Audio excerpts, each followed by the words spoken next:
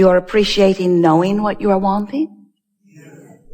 You like to know it even before it gets here. Do you enjoy?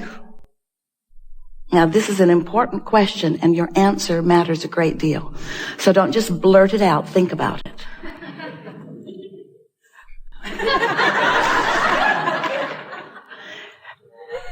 Do you like the journey on the way to what you're wanting? Yes.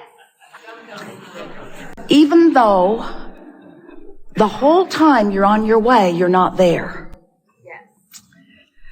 No more important question or answer ever to consider, because you are always, and we mean always, going to be on your way to something more. And if the not enoughness because I'm not there-ness is so powerful within you, then you mute your vibrational output. Not only do you slow the journey down so that it takes longer to get to where you think you want to be, but you're not having any fun along the way because the absence of what you want is so punctuated within you. So when we ask you, we really want you to think about it. Are you enjoying the journey from where you are to where you want to be as you move through that it isn't here yetness? Because that really is what the art of allowing is about. It's about knowing that you are your own point of attraction, that how you feel is everything, because how you feel is the indication of the vibration that you're offering, and the vibration that you're offering is everything about what you're letting in.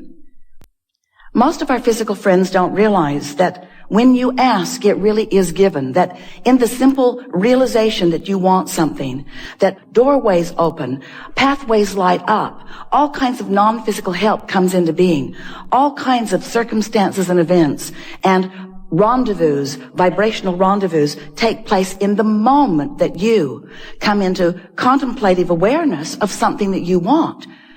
If you could see an aerial view, you would never again worry, because in the slightest wish or hope, and certainly in those stronger desires, pathways light up that are so vivid that those of us who are aware of these pathways wonder why any of you would ever worry. And then we remember that the reason you worry is because you can't see the path. So we want to make you aware of it. We want you to feel the path even if you can't see it. Esther will say to us from time to time, well, light it up a little brighter, will you? Make it a little bit more evident. And we say, you say that you want that only when you're standing in the darkness and you can't see the light. But when you're standing out there, tuned in, tapped in, turned on, you want everyone to get out of your way because you want to be the creator of your own experience. You don't want someone else doing it for you, but we just want to let you know.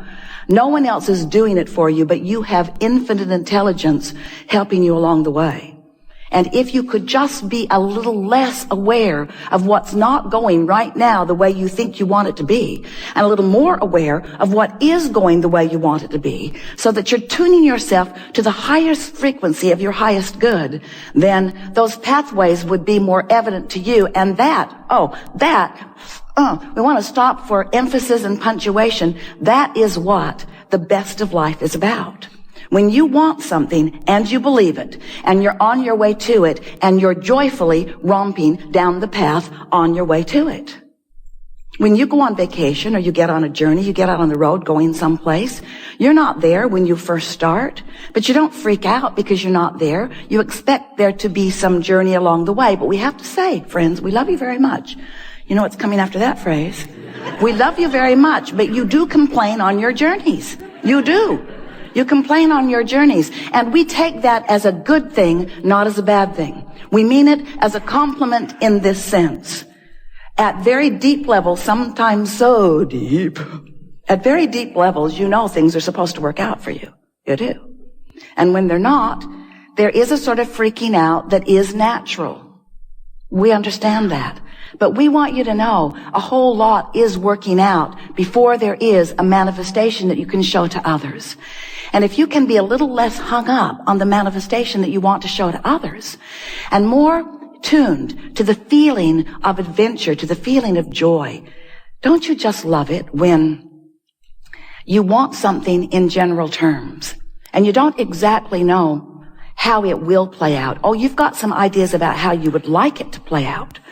But the reason that you want whatever it is to play out in more detail is because you believe that in the manifestation of it, you will feel better. So, you know how when you want something and it hasn't yet manifested, but you have this general sense of it, and then ideas start to come to you? Don't you like that feeling of idea? Don't you like that feeling of inspiration? You do when that feeling of inspiration is accompanied or allowed on this basic platform within you of expecting good things to come. So if you could just develop a sort of general basis of beingness that goes sort of like this. I don't exactly know how it's going to be or who it's going to be or when it's going to be or where it's going to be, but I know that it's going to be really good and that I'm going to know it when I see it. In fact, I know that I'm going to know all the steps along the way, because feeling your way to the next manifestation and the next manifestation and the next manifestation is what the most of your life is about. It's not about the manifestation and the manifestation and the manifestation. It's about feeling your way along your way to the next manifestation and the next manifestation. Hear that? That's really an important thing. Because if it were the other way, if it was just manifestation, I want it, boom, I want it, boom, I want it, boom, I want it, boom, we promise you this would be a seminar on de-manifestation. I have 487 cars, Abraham. The oil is seizing up in most of them because I can't get to them every day. I have more property than I have been able to visit. The rats have moved in. I have more stuff than is manageable. That is what you would say to us. There are more people in my life and there are more conversations to have than I have tongue to have them with. That's what you would say to us. But when you let your world be a vibrational world, which means it's an emotional world, which means it's a thoughtful world, now your world can be one that vacillates between comfort and ease, and power and certainty, and eagerness and clarity and passion and love and joy. In other words, you're up there on that end of the emotional scale. You're not having to dip into the contrast because you have enough contrast in that good feeling end. You like going from, the satisfaction of not being overwhelmed to the exhilaration of having a little more to do right now than you really want to do.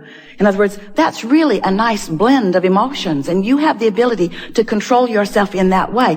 But you've got to stop. You have to stop making it about the manifestation and begin making it about how I feel right now, how I feel right now, how I feel right now. Because you don't have control over the manifestation because you haven't exercised control over your vibration. But if you start making it about exercising control over your vibration, control over your emotion, control over your thoughts, control over your words, control over your general approach to physical life experience, what you're going to begin to notice is that you have control over all of the specifics of your life. Not just what, but where. And not just where, but who. And not just who, but when. You get to dictate every single part of your experience. You get to call the shots.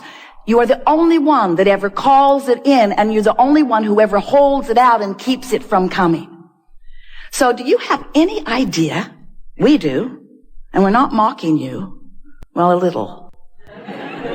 Do you have any idea how many experiences you have called to you that you're not allowing to flow with the ease that is possible? And do you know the one reason why you're not allowing these things, experiences, people, places, events, circumstances, dollars to flow to you in the way that you want? It's because you are fixated on the observation of what is.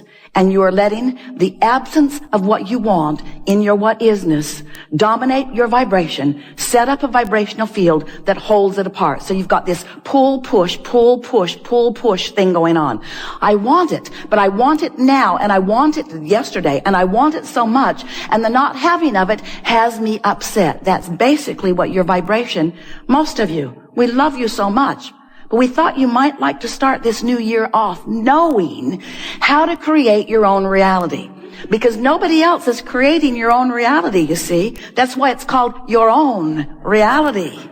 Your own reality. You are the creator of your own reality, which means you are the vibrator of your own beingness, which means you are the thinker of your own thoughts. You are the perceiver of your own world. You are the attractor of your own experience. You are the maker of your own life. You are the uplifter of your own being. You are the magnificent genius creator who came into this physical body with the express intent of mixing it up, of looking around, of identifying what you want, of achieving vibrational harmony with it, and then taking glory, watching with reverence and appreciation and rambunctious zest for life, watching the components of your creation come into place one by one to, in some cases, surprise you, and in every case, delight you to the power and the clarity and the worthiness and the goodness and the readiness and the bigness of that which is you.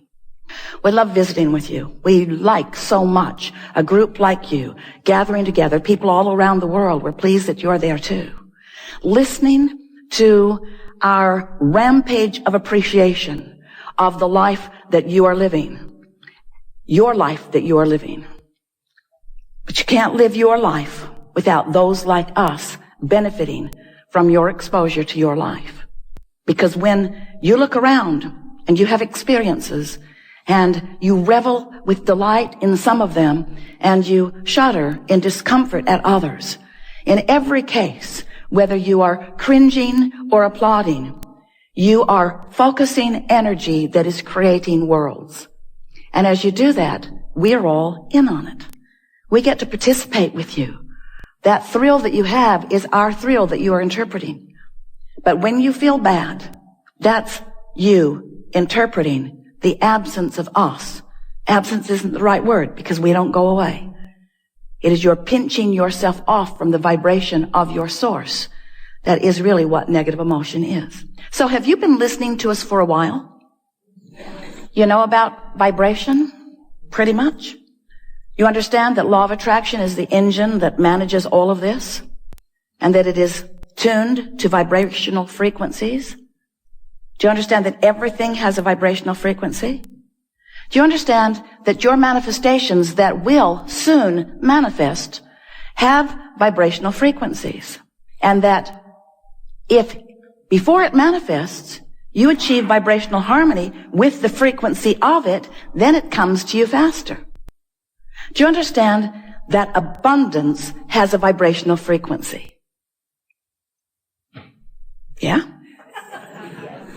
And can you imagine what it feels like? What would the vibrational frequency of abundance feel like if you were going to put words to it? It would feel like ease. It would feel like freedom to choose, certainly.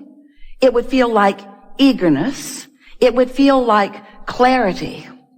The vibration of abundance feels like fresh air. It feels like clear path. It feels unlimited. It feels always flowing. It feels abundant, meaning never ending, always flowing. It doesn't feel pinched off, and it doesn't feel like jealousy, and it doesn't feel like worry, and it doesn't feel like fear.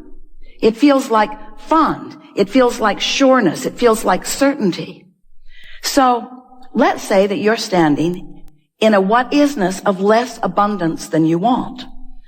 If you can take your attention away from your perceived manifestation of not enough, and you can focus upon something else that feels like fun or something else that feels unlimited. In other words, you can use subjects other than the subject of money, which may feel like not enough every time you think about it. You can focus upon other things that feel like fun, that feel unlimited, that feel like clarity, that feel like fresh air. You can practice the seed vibration of abundance by staying off the subject if the subject calls something different from you. You see what we're talking about? A while back we said, if you're working on abundance, if abundance is something that is important to you, then take money out of the equation. Because there is so much abundance that is abundantly around you.